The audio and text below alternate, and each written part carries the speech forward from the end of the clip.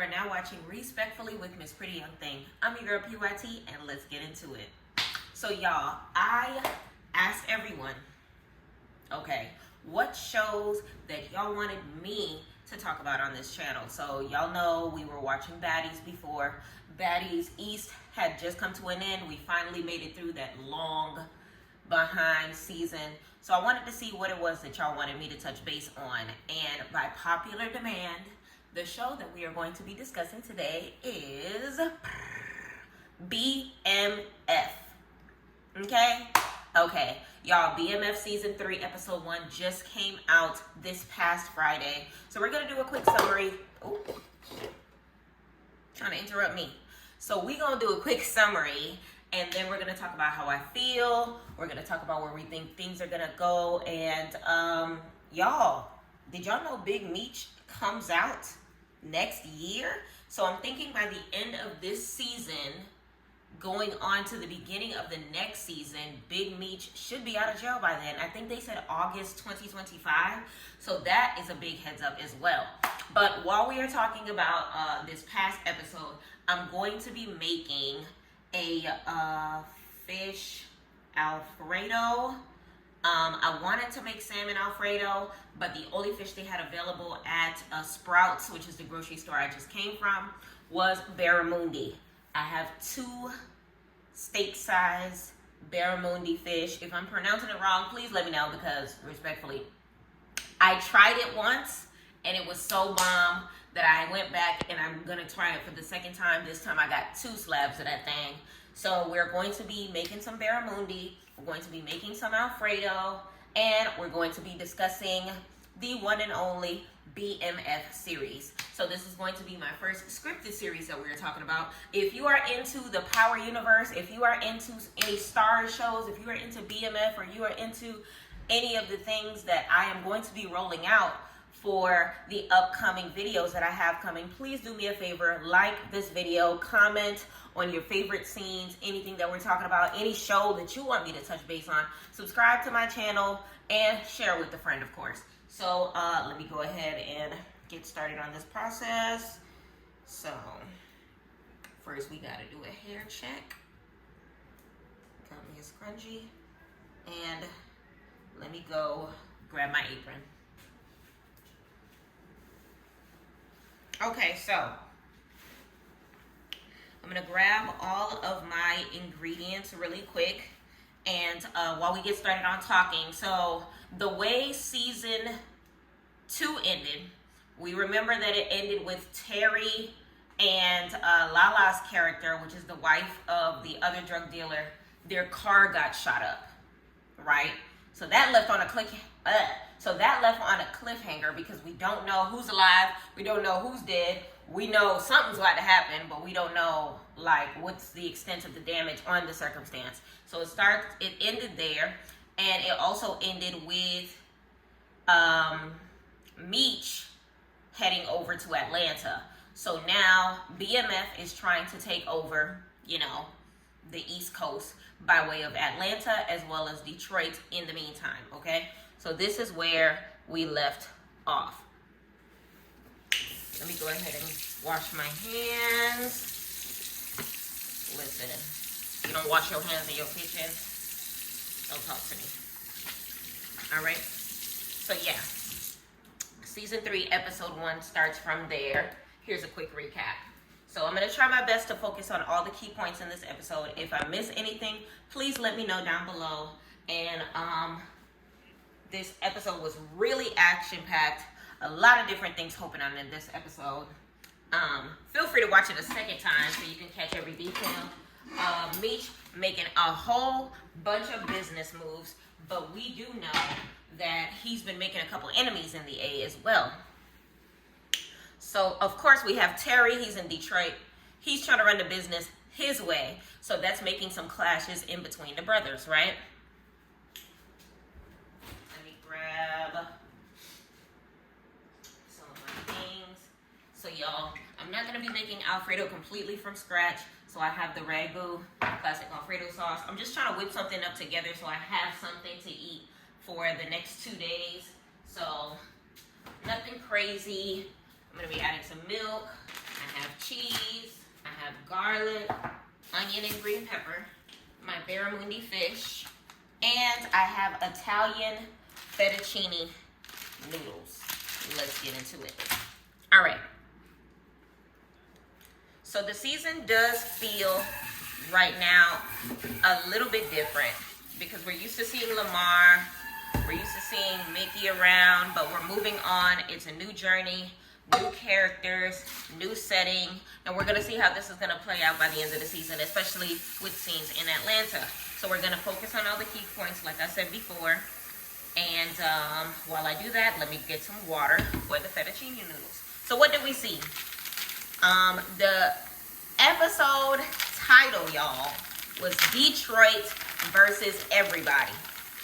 Honestly, once I saw the episode title, I was already hyped to see which direction that it was gonna go, because it was giving everything in Atlanta is going the way that it's supposed to. It's giving, although Terry is being hard-headed, things are gonna work out in their favor over with the Detroit. I'm calling it chapter for now because I guess it's the same group, just a different entity in that sense. So it starts off in the year 2007.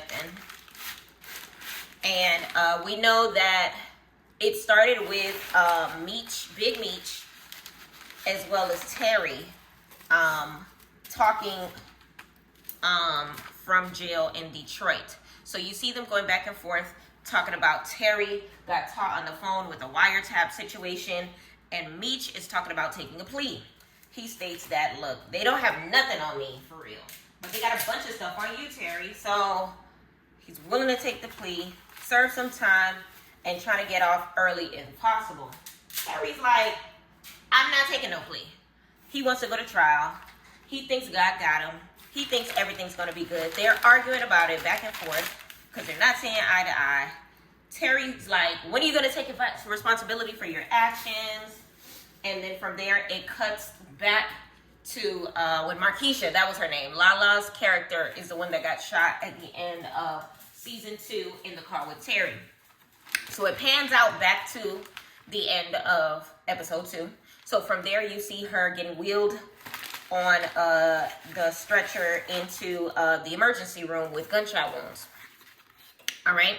So from there, Terry is worrying. He's hoping she makes it.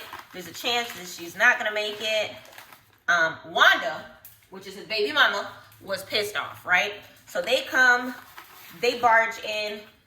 His baby mother is pissed. I believe at this time she is pregnant with their second child, which they already have a child, which we know about. Because I believe she got pregnant while he was still in high school. Remember, he dropped out or got kicked out. Y'all remind me if he got dropped out or kicked out. But we know, she's pissed. So it's her as well as his parents at the hospital. And they start making a scene off of the strength of, him being by her side. So she's telling him, like, I hope she die. And you've ruined, he's ruining everything with our family. Of course, he's upset. Charles was over here basically looking crazy as well, because there's only so much that he could say, especially in the presence of his wife, when it comes to him cheating on his baby mother, when him as a father has already cheated on his mama, okay, with that church lady, if y'all remember. So Lucille was basically saying that the apple does not fall far from the tree, right? So he's just like, this is not the time or the place, like, relax. And she was just like, it is what it is. I'm just going to keep calling you out.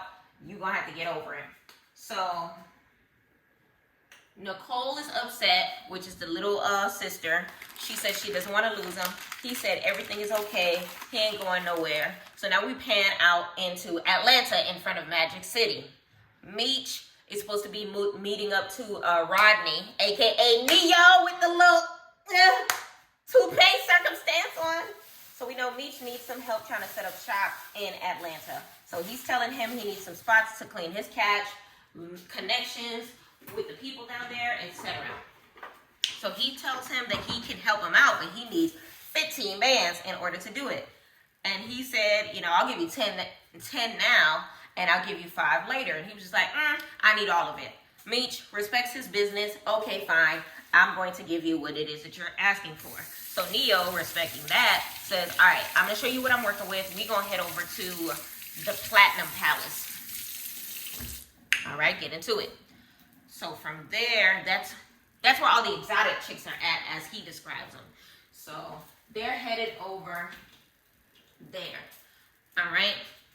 So he has a conversation with one of the people in Detroit, finding out about Terry and Lala's character. They're telling him to calm down. Terry on the phone with Meech, telling him to calm down. Well, Meech on the phone with Terry, sorry. Telling him to calm down. Terry don't give a damn. He wants to do things his way when it comes to the business. He's so upset. He's going off on Hoop, Roland. Talk about if you want to go down there with him, then y'all could go. Listen, the block is hot as far as the two brothers go because Terry is fighting for his respect. So, panning back down to Atlanta, Platinum Palace with Rodney Greeny Green. Okay. And he wants to get his hands on one of the girls, Meech. But he was just like, hey, don't worry about it right now. The NBA characters are here. You got to compete with them. So Meech ends up has a conversation with Duffy, I think his name was. Sterling is there as well. And now they all know who Meech is, which Diesel is there. Stax is played by 2 Chainz, who is also Deanna's uncle, which is Young Miami's character. All right. Ty Washington's girlfriend, the one that got shot. So, and Rip was there as well. So, which I think is played by Blue Da Vinci, if I'm not mistaken. So, we shall see. Oh, that's when Meech had told him that he should stay off the streets hustling instead of working on, and work on music. Stay off the streets hustling so he could work on music instead. But either way, they see Homeboy, and he's the reason that Ty Washington ends up out of here. Meech punches him in the face at the Platinum Palace. It's going down. Gang versus gang. Detroit versus Atlanta. People getting hit with bottles. Rodney probably looking like, what the hell is going on? They already worried about to fight. Of course, we already know it's Detroit versus everybody. Everybody can get it. So, Meech is having a conversation with Stax and the whole crew, letting them know that he's going to take care of them. He going to be the plug. And they're going to make sure that everything is good, right? And Stax is like, screw all that. He don't even know him like that. He don't believe anything he's talking about. As far as Ty Washington, agreed on business. And he was just like, F it, we getting up out of here. And he was wondering why Ty never told him about Meech in the first place. But it is what it is. We know later in the episode, they're going to agree on business. We just got to get everything in line. Because without Stax, he won't be able to get Meech won't be able to get the distros. So, that being said, we know Remy is a part of the whole Techwood Boys gang or whatever, which is there with the MK Killers ran by Glock. So now we pan out to Remy, who's outside with his crew talking to the little kids or whatever the case may be. They end up giving them lunch bags with you know what in it. And then all of a sudden we see the Red Dogs come in. Now, if you know anything about ATL, at the time that the Red Dogs were introduced to the ATL streets was around the time before the Olympics happened down here.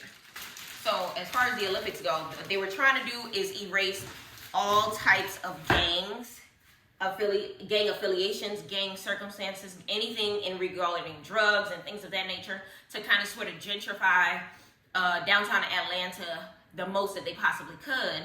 So the Red Dogs was introduced, which was able to do it by any means necessary per the city of Georgia, and I believe the city of Atlanta and the state of Georgia, as far as mayor, government, every level, right? So Milton is talking to him about how they're going to tear down the projects as well as things of that nature, and that they want to destroy all the drug dealers, which they want to run all the drug dealers out of Georgia, right? So they wasn't playing around. They was really trying to, they were really being a threat. So they beat the mess out of Remy and his crew right outside of those projects, right? So we get to Charles and Lucille into the house. They are hugging in the house, and you think everything is okay, but Lucille feels like everything is not okay, and she tells him, look, I want to continue with the divorce. Okay, Charles is like, that's too expensive. We can't afford that. We can barely make our rent right now with just two of us in the house. And he was just like, look, I know you still want me. I could tell by the way that you feel when I hold you. And she was just like, look, you need to sleep on the couch. Charles is like, this is my house. I ain't sleeping on the couch. Okay? I'm the man of the house. All right? So she told him, you stopped being the man of the house a long time ago. They were holding hands. They kind of sort of let him go. Respectfully, Charles, call Mabel. Maybe you can sleep in Mabel's bed because Lucille is not feeling you right now. So we're going to see. Kevin is still in jail, Detective Bryant's son, and that's really sad because he's thinking that he's going to get out of jail soon. His dad is a police officer. He doesn't think that I feel like he didn't realize how serious it was because of the fact that his dad was babying the mess out of him, which I don't blame him because you want to be able to shield yourself.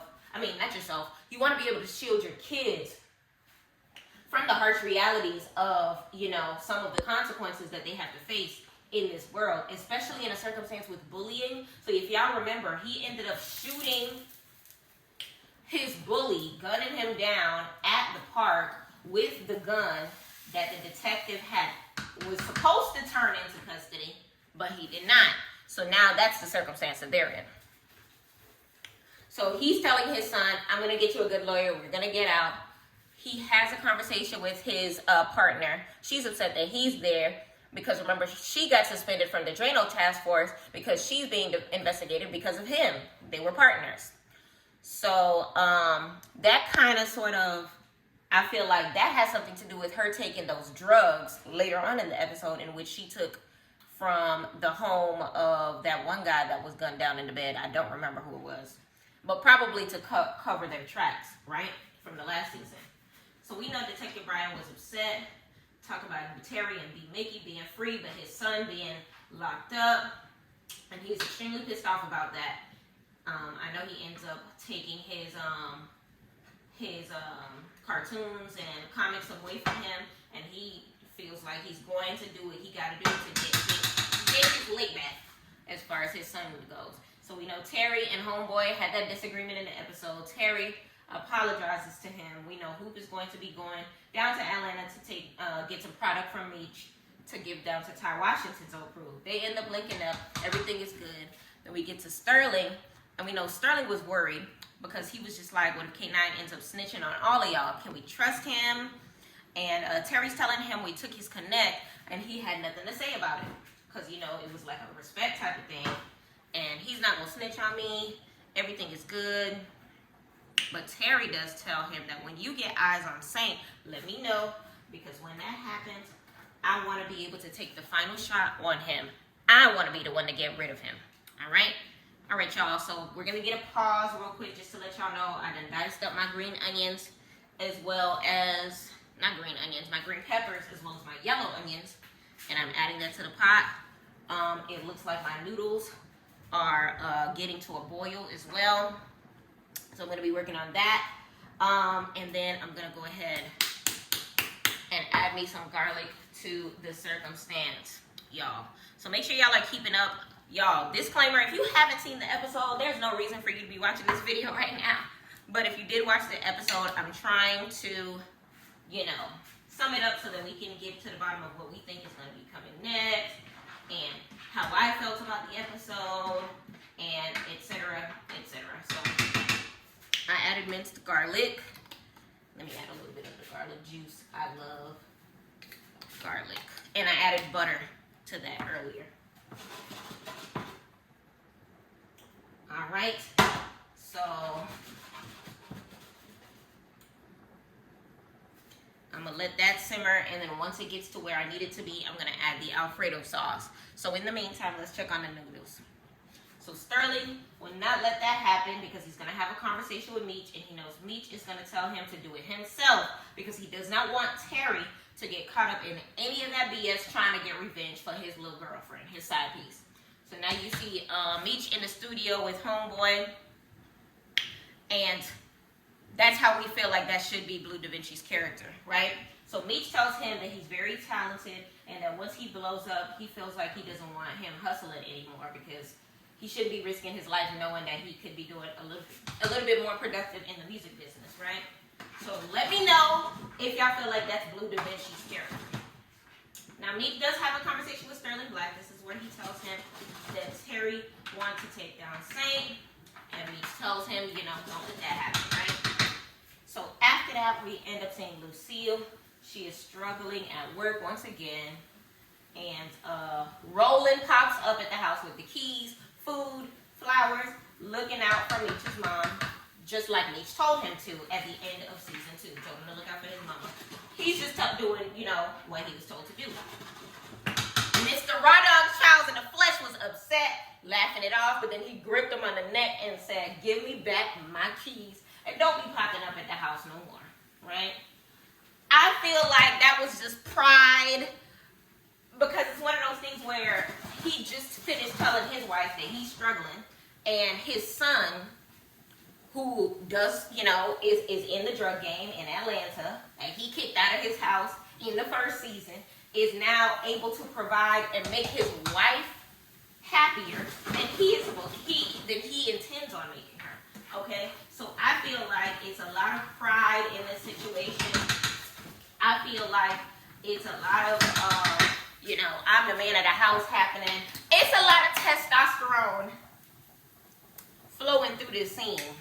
Okay, get into it. All right. Adding some Alfredo. I'm going to use a different spoon for this.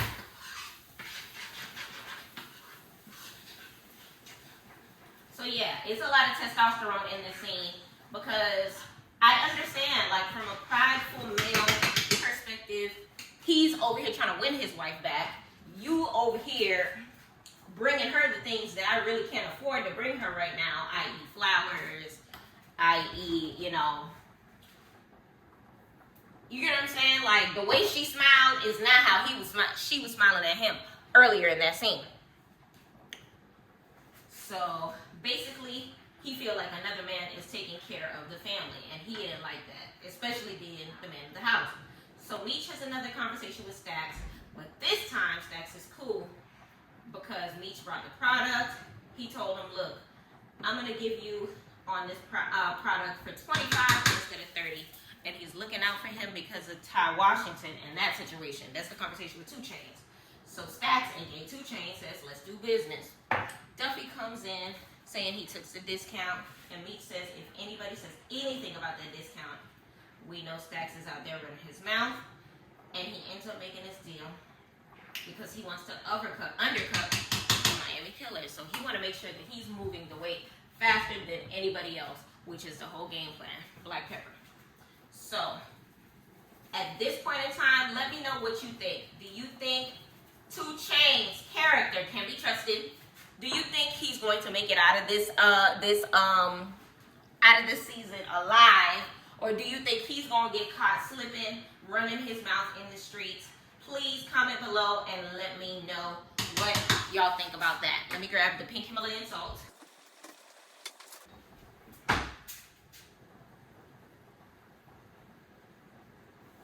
All right, I put a pinch,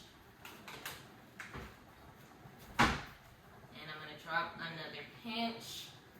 All right, and I'm gonna add a dab of Creole seasoning. I'm not gonna season this too much because the Barramundi, I purchased it pre-seasoned from Sprouts, so I don't want to do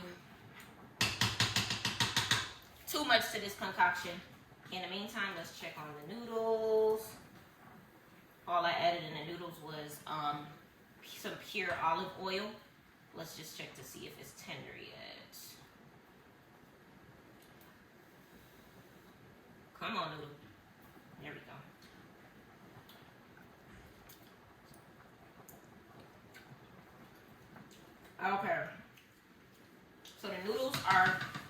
just about where they need to be. I'm going to take it off the heat. I'm going to leave it in the water just to get a little more tender, but I'm going to take it off the heat for now.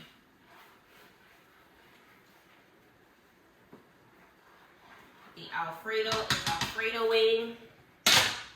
I'm going to go ahead and put where the noodles was. I forgot I need to heat up the Barramundi. So I'm going to put that one on simmer. And then I'm going to add some butter to the pot. Let me wash this spoon real quick. Okay. Put the temperature on my Alfredo down so it doesn't get too dense. We want to leave it kind of loose. All right, we got the butter. Oh, and we have the Barramundi over here.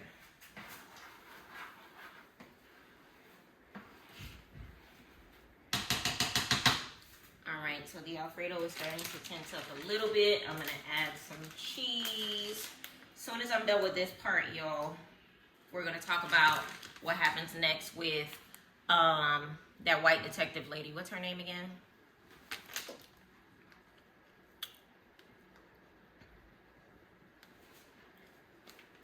So she comes in with the black lady. I don't remember, Dr. Anderson or something like that, to see if Boom is the one that ordered the hit, because her hanging around with Terry, Saint there as well. They're the two that went over there with Markeisha at the, basically this conversation happened with Markeisha at the hospital, right? And they're trying to convince her, oh, the D ain't good enough for you to be hiding behind Terry. Just let us know who you think it was. I mean, let us know the circumstances as a whole altogether behind you ended up getting shot in the first place. The dick can't be so good that you do not want to work with us so that we can get some justice behind the circumstance, right? So she was like, y'all need to be blaming y'all for all of this, because technically it was y'all that got me in this bed in the first place. That's when she asked, you have kids, is the D that good? And she said, every inch of it. Every inch is crazy. So it looked like Detective Emerson had something else to say, because she had a little smirk. She was looking like she wanted to know what that D do too. But honestly, shout out to Markeisha. She's a ride or die, whether or not you like her character or not. So now Terry is having a conversation about Saint. They found him. He's taken care of. He's up out of here. You could tell Terry was upset because he wanted to kill. He wants the credit for it because he doesn't want people trying to play him, you know, in these streets. He knows that Meech is the one that's behind all of this, and he was just like, look, a guy like you that's in the higher ups, they can't afford to get their hands dirty. It's not worth it. We took care of it. We not gonna say nothing. Let the streets think that he think what they think. So you shouldn't say anything either. We just gonna see how it plays out. T looked very anxious about it because he really wanted to do it, but he called a spade a spade. Sterling is right. He's higher up on the food chain. He shouldn't be getting his hands dirty, especially if he got guys lower on the food chain that is willing to do the job for him. Okay, Barramundi. Only thing is, will the fingerprints go back to Sterling? Will he be willing to take, you know, the circumstance for taking it out? We will find out later in the season. So now we pan out to Atlanta. Meech is there telling him about Remy and how he lost his brother. He was really young, found his body all towed up. He was really sad about the situation, and he found out why Remy ends up doing everything that he does, right? He's looking out for his people for the most part. So that event ended up changing him a lot and made him more dangerous. So now, we know Meech and Duffy went to go pick up Rip to collect the bread. All of a sudden, Remy's boys pop up. They start shooting. Rip ends up getting shot. Now, he's able to get in the car. It wasn't letting him do it though. And all of a sudden, the MK killers, they come out of nowhere. And we see Meech shooting back at Remy's crew. But the MK killers end up dropping off Remy's boys easy. Because we know they got some heavy weapons, okay? Now, Carr told Remy about the shoulders that ended up getting taken out by the MKs. He also told them about Meech and what he's doing and how basically a lot of people is trying to take his territory and trying to take his business away. So Remy not having it.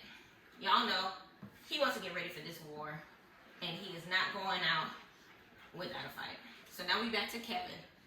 Kevin is being transferred to the juvenile detectives, and it's not looking too good. He's confused. What's going on? I thought it was made good. Where's the good lawyer? Detective Brian telling him, look, don't take from favors to nobody. Don't ask a lot of questions. Do what you got to do to survive. Stay strong. And I know it was eating him up alive. Like, that's his only baby boy. His son was just trying to protect himself against the bully. And at the end of the day, he did what he had to do. But now he has to suffer the consequences. So I'm just hoping nothing bad happens to Kevin, because based on how it's looking as far as the trailer, I'm hoping that funeral that him and Glory was at, hopefully it's not Kevin's funeral, and hopefully it's somebody else's. We seen that in the trailer for this season. Now Markeisha is good. She's ready to go home. Saint is good. Taking care of is what Terry says. Markeisha's thinking everything is good. We know she's a ride or die, and she's willing to roll with Terry no matter what. So now this is where it gets a little crazy, because Terry does not give a damn at all, because he takes Markeisha to the family dinner while Wanda, his baby mama, is there, and she is going off. She is pissed. She's going off on Terry for doing this in the first place. And honestly, he deserved every word that came out of her mouth, because why the hell would you think that was a good idea? So she was just like, you're trying to break the family apart. Like, I have two kids by you, sir. You have no respect for me, whatever the case may be. Markeisha's in the back like, I knew this wasn't a good idea, blah, blah, blah, blah. The mom is just like, take her to Terry's room or whatever the case may be. Terry stays downstairs to talk to his family and basically telling them like, this isn't a good idea. From there, he's basically like, I'm tired of y'all jumping down my throat. Respectfully, I'm moving out as soon as possible. Now, if you remember in the hospital scene before they left the hospital in the first place, he told her that he found a house talking to Markeisha, right? So he already had a house in mind in the first place, and he is ready and willing to drop whatever circumstance he had with his baby mother to pursue things with Markeisha. So let me know how you think about that part, because at the end of the day, it's honestly an extremely sensitive circumstance to be sitting here telling in front of your family, telling your baby mother, look, the woman I am messing with right now, the woman I have now come to a point in time where I am raw dogging, a married woman at that, is going to be staying here under this roof in the meantime for her safety, just so that until I can clear things out. I know Terry was trying to do right by Markeisha, but in the meantime, he was doing his baby mother dirty. At least that's my opinion on it. So now, we know Raw Dog Charles is there talking about you need to take care of your responsibilities. It's kind of hard for a man like him to give advice, especially what he's done to break up the family. Like, we know that scene was kind of, ghetto. But we know Markeisha needs to have a place to stay after what happened to her. So he said, you know what? Y'all breathing down my neck too much. I need to move out. So that's basically what happens in that scene. Sorry if y'all feel like I'm repeating things a little too much. I'm over here trying to focus on making sure that this fish doesn't come out too tender, while I'm also trying to make sure that this sauce ain't too thick and too liquidy at the same time. I'm trying to keep everything warm and everything together. But in the meantime, y'all, with everything that I've said before, please let me know y'all opinions in the comments below. Like I said before, please let me know your opinion on whether or not you feel like Mr. Raw Dog Charles is going to end up having to move out the house, or whether or not Lucille is going to have, a softer heart for her husband. Okay, especially with the circumstance happening now where she's seeing that apple does not fall far from the tree. As far as, you know, Terry's affairs with Sharkeisha. I'm saying Sharkeisha, Lord, Markeisha, a married woman, aka Lala. This will not flip. There we go. I'm trying not to flip it too hard, y'all, so I don't end up breaking the meat. This is what it's looking like so far. Talk to me nice.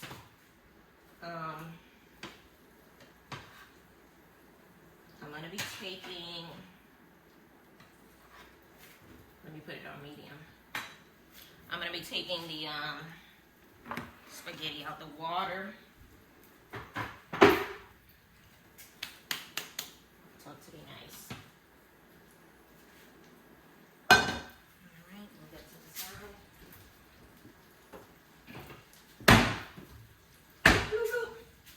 Alright, so while I do this, where are we?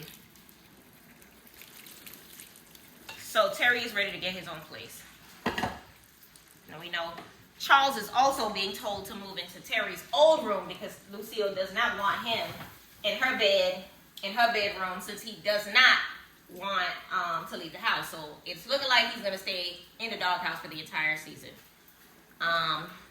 Officer burns the picture of Terry and Meech with a cigarette in his car, pissed off at the situation with his son, all in his feelings. He wants to make sure that his boy is good, but as of right now, it ain't looking too good for little Kevin. Prayers out to him. So we get out to Veronica, Jen, and her partner. It goes to the scene of Saint. His body is there. They're trying to get a fingerprint, and that's when Detective Veronica takes some of the cocaine that was there. And like I said, maybe he's trying to cover their tracks from the drugs and stuff in the locker and things of that nature. And maybe that is this case, because we know they're both under investigation. And you know she's going to do what she has to do to protect herself at all costs. We get to Terry and the crew. Everybody's happy about what happened to Say, and they're believing that Terry is the one that did this. We know he's not the one that did it. And Sterling gave him that look like it is what it is.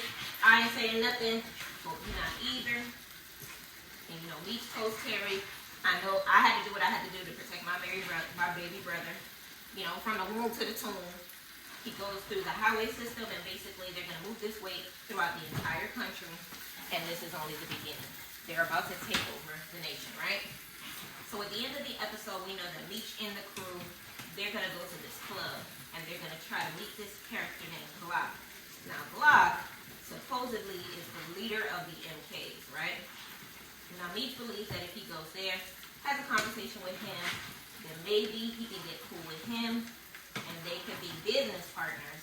And then from there, they can eliminate Remy and get him up out of the picture, right? The enemy of my enemy is my friend logic. We know his partner, well, his boys ain't going that way. They trying to let Meech up in the club, and it seems like it's an issue with the Haitians. You know, they trying to regroup and go somewhere else.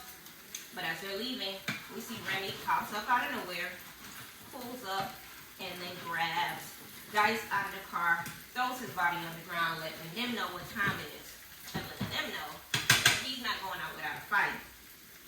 And they could be next. So, you know, they could be the next body that gets dropped off, right? So it looks like the approach that Meech is trying to have is not trying to go to war with people, trying to do business. Everybody's going to eat, but it looks like that's not going to work with everybody, right? So I want to pause right there real quick because I want to move back in the scene outside of the club because respectfully, y'all know I'm Haitian, and when that man said, "Get mama," I was laughing on the inside because respectfully, one thing about a Zoe,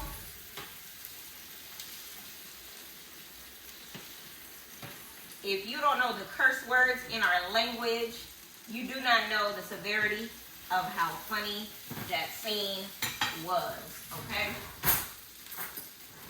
All right, y'all. The noodles are done. The fish is almost done. The Barramundi is almost done. Let me taste the noodles.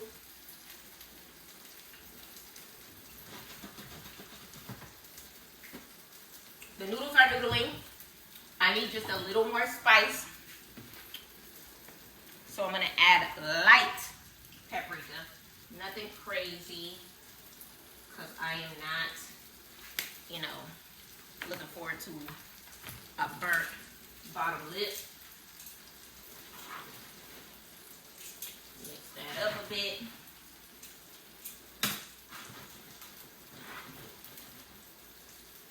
Okay, we love to see it. Y'all, I'm sorry that I couldn't make the Alfredo from scratch, but I did not have everything that I needed to do so. And respectfully, ain't nothing wrong. Ain't nothing wrong with a can of wagyu. Listen, y'all, this meat is so like delicate. I'm trying to keep it together. But it looks like it is done. So I'm going to go ahead and turn it off. Basically what I did was, you see that little piece right there? So the way it's cut up naturally, yeah. So I'm trying to keep it as together as possible. I'm going to let that simmer a little bit. But as I clean up, let's go ahead and continue. So we talking about maybe this Glock character, as far as we know it's not gonna happen with Terry, especially what happened with Ty Washington. And we know at the end of the episode, it looks like Meech is talking about Detroit versus everybody. This approach that he wanted to have isn't going to work, and it's looking really crazy. So we're gonna see how he's gonna handle it. It's looking like he has a lot on his plate in Atlanta. He doesn't have his brother back on his side, because he's up in Detroit. He's down here with the whole new family.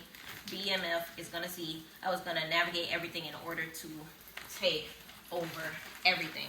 So, please let me know how you feel about episode 1. To me, it's giving a 10 out of 10. I'm not going to hold you. There was a lot of emotional grasps.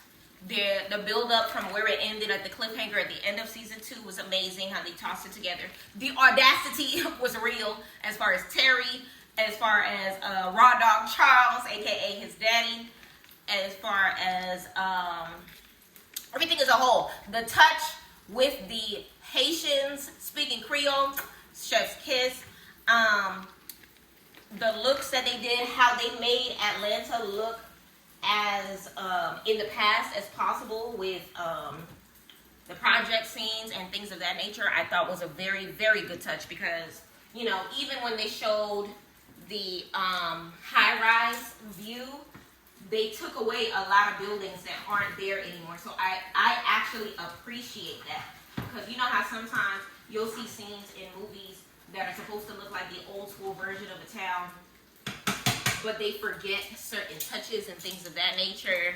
Like maybe instead of a beeper, they have one cell phone, or, for example, an old school scene in the 1800s, but you accidentally catch an outlet or things of that nature. Like, they didn't do a terrible job at making sure the scene was together and with the time, the decade that they were in. So big shout out to the directors, the people that put up the props and things of that nature. Honestly, y'all did the dang thing when it came to the setup for season 3, episode 1 of BMF. Y'all, for some reason, this cheese is not closing, but you already know what time it is. Grocery bags are us, baby.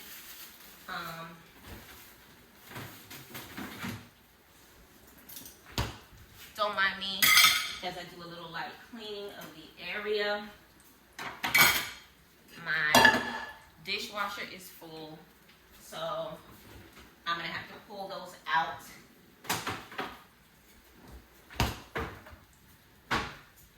And make it do what it do. All right, we're gonna leave this here. We're gonna throw this away. What else did I have to say? So yeah, the episode was a 10 out of 10. A good amount of shooting, a good amount of drama. The introduction to the newer characters was dope. It was so good to see Neo play a role, because I feel like this is the first time I've seen Neo play a role since what? stomp the yard. Neo is a great actor. I listen, he was great in Stomp the Yard. And it's good to see him in BMF. It's great to see him joining, 50 Cent's Creative Circumstances, because he definitely has what it takes to kill his role. I don't know whether or not we're going to see him in any more scenes or how that's going to go. More than likely, the next episode is going to be the last time we see him, if anything. But big shout out to the character choices as well. Even 2 Chainz. 2 Chainz, I'll give my hats off to him as well, because you don't expect certain people to be as good as they are within the realm of acting, But respectfully, 2 Chainz did the damn thing. Like, his role was believable. He really looked like he was rocking with BMF back in the day, making business deals with Big Meech and whatnot. And it's weird enough, his character does look like he talk a little too damn much.